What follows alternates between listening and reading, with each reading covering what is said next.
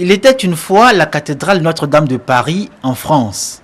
Édifice religieux, monument historique et attrait touristique qui célèbre ses 850 ans. Chaque année, plus de 20 millions de personnes venues de tous les continents y sont recensées comme visiteurs, avec une forte présence de religieux et de pèlerins. Au nombre de ceux-ci, des Ivoiriens. Chaque année, comme une tradition, ils participent à des messes de retour de Lourdes sur les traces de Bernadette de Soubirous. À chacun de leurs passages à Notre-Dame de Paris, les Ivoiriens ne cachent pas leur émerveillement devant ce joyau de l'art gothique haut de 69 mètres et sans nul doute le monument le plus emblématique de la ville de Paris.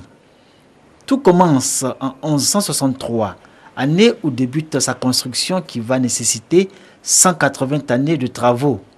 Les rois y célébraient les grands événements et leurs victoires. Mais quand vint la Révolution, au XVIIIe siècle, siècle dit siècle de lumière, Notre-Dame de Paris est profanée. Nous sommes en 1831. La sacristie est pillée, les vitraux brisés et l'archevêché dévasté. Admiratif devant sa beauté et sa grandeur, Victor Hugo publie en 1831 son roman Notre-Dame de Paris.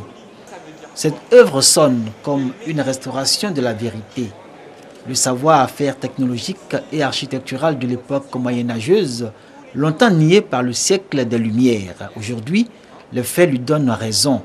Notre-Dame de Paris reçoit plus de visiteurs que la Tour Eiffel, plus de visiteurs que le musée du Louvre, encore plus que l'Arc de Triomphe et la basilique du Sacré-Cœur à Montmartre.